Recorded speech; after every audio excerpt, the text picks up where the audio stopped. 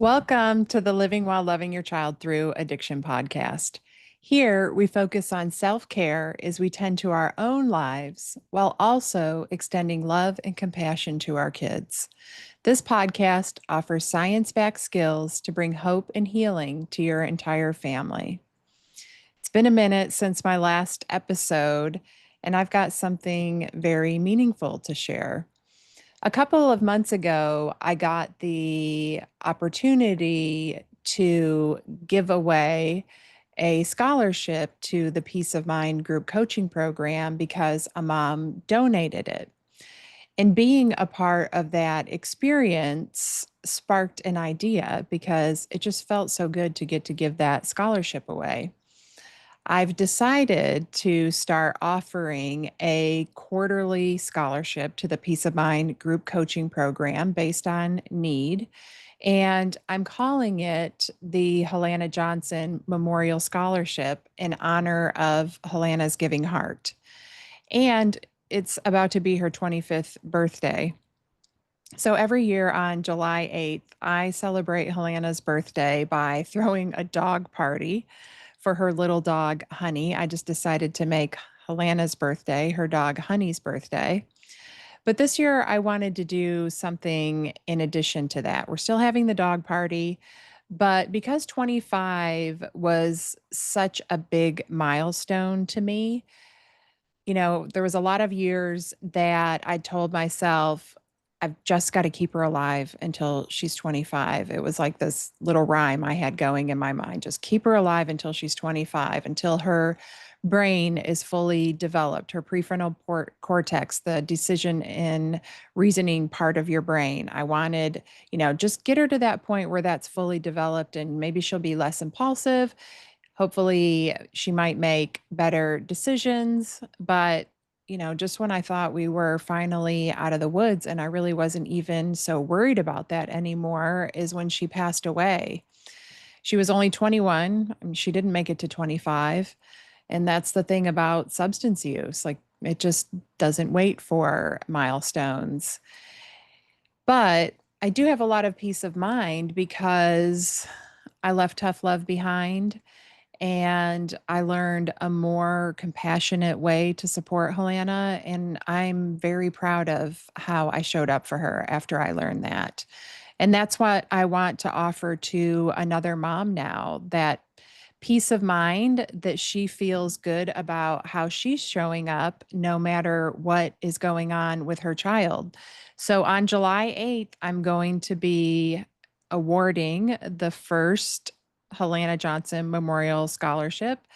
I'm going to put a link to the application in the show notes. It's completely confidential. Nobody's going to know that you applied or that you won. Nobody in the group will know that you're there on scholarship.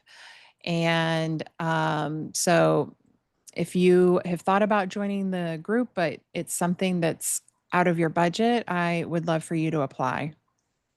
And thinking about this scholarship and just the opportunity for transformation that it offers had me really reflecting on the moms that I have worked with over the last 6 years, and thinking about the ones who shifted from barely surviving to truly living their lives again, and reflecting on my own experience with that too, because that's all we want. I mean, we get so focused on our kids, we lose ourselves in that. And these are the moms that are living their own life. They're going on vacation, spending time with their friends or their spouse. They feel healthy. They can focus at work. They're happy. They had the best possible relationship that they can with their child based on what their child is available for. And they're no longer consumed by anxiety, fear, and guilt. And it's not that they never feel those things ever, or they never experience any pain and discomfort, but they are able to keep everything in perspective. And there's one thing that all of those mothers had in common, and that's that at some point they realized that their child and the chaos that was coming from their substance use was not just their child's problem to change.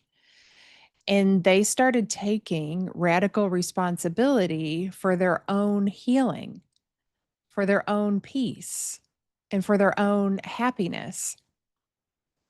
They stopped waiting for their child to change. They stopped hoping that if their son or daughter changed, that everything would just fall into place. They were intentional. They still wanted a better life for their son or daughter. That didn't just go away. And like I said before, they still hurt at times. That didn't just disappear, but some things really shifted. They started doing what the name of this podcast is, which is living their life while loving their child through their addiction. Those parents created a new normal for themselves, one where they mattered, one where their happiness mattered again. I don't know why I'm losing my voice. One where they let themselves feel a joy, joy that was already there. They just weren't allowing it, even when hard things are happening. And that is a critical turning point for healing, not just for the parents, but for their whole family. And for me, that's what made sense of something that I used to hear all of the time that used to drive me a little bit crazy, which was just focus on yourself. And it made me frustrated because, yeah, it's true. I do need my own attention. But what really made me struggle with that was the second part of the message, the part that said, there's nothing that you can do to help your daughter. And that part I could not accept. But I also didn't know what to do instead. And by then, I had really lost hope. I still wanted desperately to help Helena, but deep down, I did not believe that anything was going to help us because nothing had for so many years. Everything I tried just seemed to backfire. And I was stuck in this exhausting place of, wanting to have change, but also feeling like nothing that I did mattered. And that hopelessness kept me stuck for years. And there were two things that helped me find my way out of that hopelessness, like those parents I was talking about a few minutes ago, the ones that I have worked with that have started living their lives again. And the first thing, of course, was me finding out about craft. And it was this first time that I really got permission to show up with love and compassion and be able to help Helena in that way. I didn't have to try to fix her or control her, but I could just show up differently in a way that felt good to me. And so suddenly I had direction, I had tools, and I had some hope. And the second thing was hearing something from my first coach that I had never heard in my life before. And I can't believe that I had never heard this. And that was that nobody else had to change for me to be okay. I'm like, what?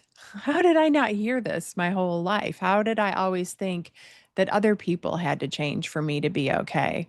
And learning that gave me hope because not only could I help Helena, but I could create a life for myself that felt meaningful again.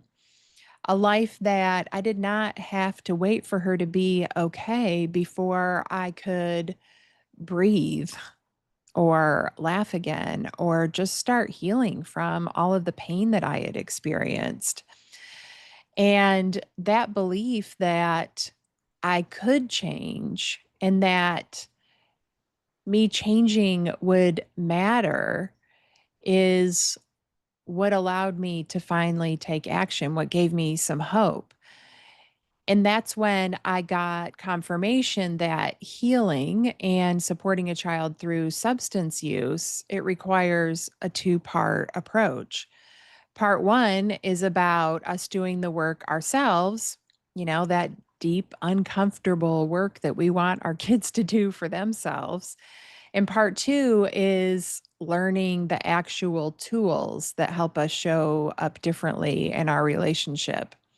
So let me explain a little bit more about what I mean. That I was always telling Helena to meditate, to exercise, to eat healthy, to drink more water, to make sure she slept well at night, and to just stop being so anxious, which is absolutely ridiculous. But I didn't know how to do any of those things myself. My life was a mess. I was isolated. I wasn't sleeping. I wasn't exercising. I wasn't eating right. And I was stressed out all the time, but I was blaming her for it. And I thought that I was helping her by saying those things. I really did. That's why I was saying them. But all I was doing was just trying to manage her behavior so that I didn't have to sit with the discomfort of it. And at some point, I realized, okay, Heather, nobody is coming to rescue you. You have to do this on your own. And I had to make the choice to stop suffering and putting my happiness in Helena's hands when she was struggling. So I started to take my own advice. Every time that I told her to do something, I started to ask myself, am I doing that? And when the answer was no, it was obvious what I needed to work on. So I started learning how to feel more emotions other than fear. And I started making sure that I was exercising and eating healthy and sleeping and drinking water, like all of these little things that I was totally neglecting. And I finally admitted that this was not Helena's problem, that my pain about her was mine to process and heal. And as long as I was putting that responsibility on her to change, then I was stuck. And here's the most important thing that I think most parents miss about this is that taking care of yourself is not separate from helping your child.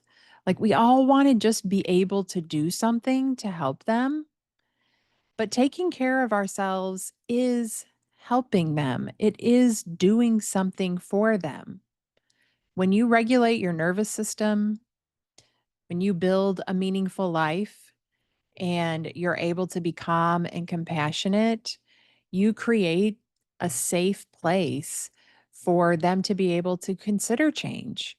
And you remove the burden of them being responsible for your happiness when they're already struggling. And in this circumstance where all you desire is certainty about the future, you can actually create certainty in yourself and in your ability to take care of yourself and to have the resilience that you need for the marathon that you're in. The most important certainty that you can create is being proud of yourself for how you show up during this really difficult experience. And this also prepares you for step two. So, step one can be considered putting on your own oxygen mask first, like they tell you in the airplane. And step two is offering your son or daughter their mask and not wrestling them and trying to force them to put it on, but making it, more likely that they're going to put it on. So, part two for me was learning the right tools that I needed. I learned how to actually support Helena in the way that she needed me to, not the way that I thought I was supposed to or the way that I wanted to.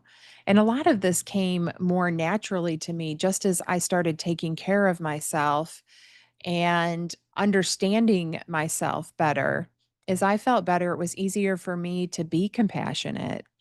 I stopped lecturing and trying to guilt and pleading with her to stop because all that did was just create more distance in our relationship. It just pushed her away. I stopped trying to convince her that my way was the right way or the only way. I started even to wonder sometimes, like, is my way really right? Like maybe she knows something that I don't.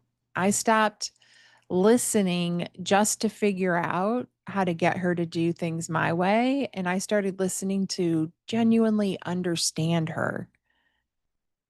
I practiced being curious instead of controlling. And I collaborated with her instead of being so confrontational.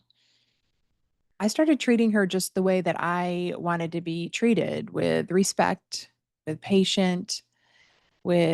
with patience, with faith in her inner strength. Even when I wasn't sure, even when I had no certainty, I just leaned into those things. I learned how to celebrate her small wins instead of only focusing on everything that wasn't perfect yet. Like before that, nothing mattered. If we hadn't reached the finish line, then nothing good that had happened mattered. And I started celebrating those small wins because those wins really matter. They are signs of progress. And, it felt good to me to notice them. And it felt good to Helena to be recognized. And I stopped assuming what she was capable of. Like, just because I am capable of something doesn't mean that she was capable of it.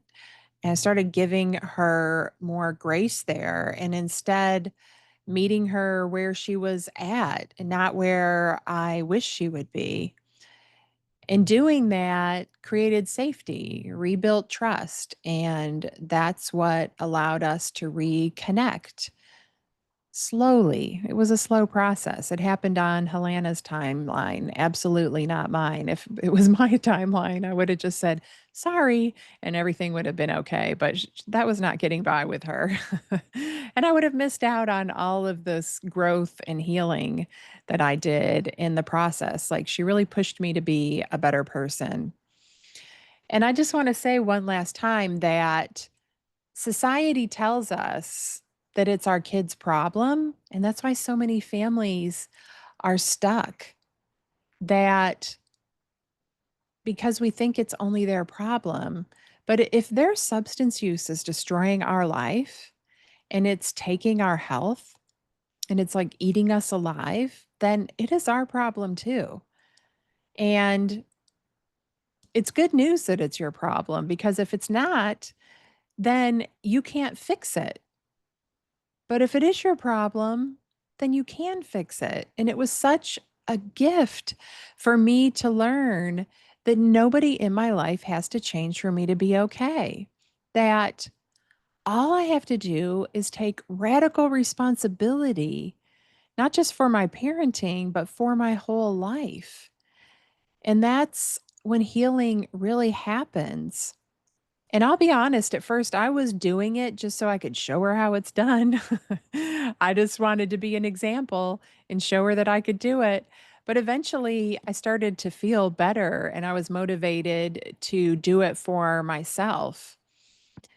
And the other gift that I got out of that was making the most out of the time that I had with Helena.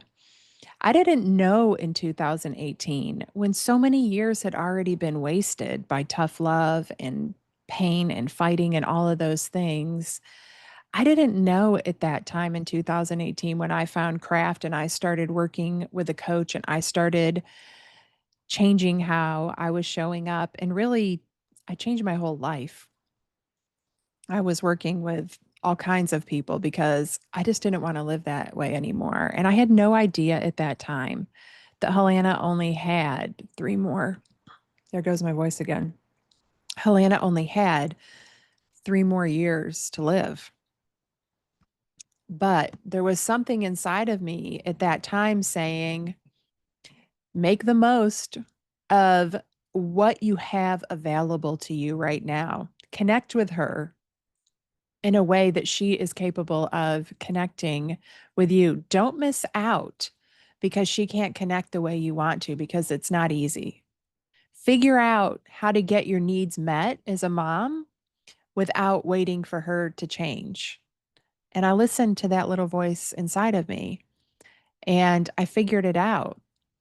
I accepted that our relationship looked completely different than I wanted it to. It looked like she needed a ride, so I gave her one and made the most of that couple of minutes I was in the car with her. It looked like she needed food, so I took her to a fast food restaurant or brought her some food and made the most of that couple of minutes that I got to interact with her. Sometimes that was literally the extent of our connection. But once I stopped resenting that and expecting and needing more and working on fulfilling my life in other ways as well, she started choosing to just see me because she wanted to. And I've experienced that with other moms that I've worked with too. Like they're like, oh my gosh, my son or daughter just reached out to me out of the blue because of the changes that they have been making with their interactions with them. They just sent them a joke or something, things that had never happened, them not reaching out just because they wanted something. They just reached out to connect. And that's what happens when we're patient. And I know that some of you listening to this are in really hard situations. You know, there's a lot of people whose kids have co occurring conditions, and you might be going through even more than I went through, but you still have power in your situation. You still have the ability to take radical responsibility for how you experience it and to change the way you're living your life.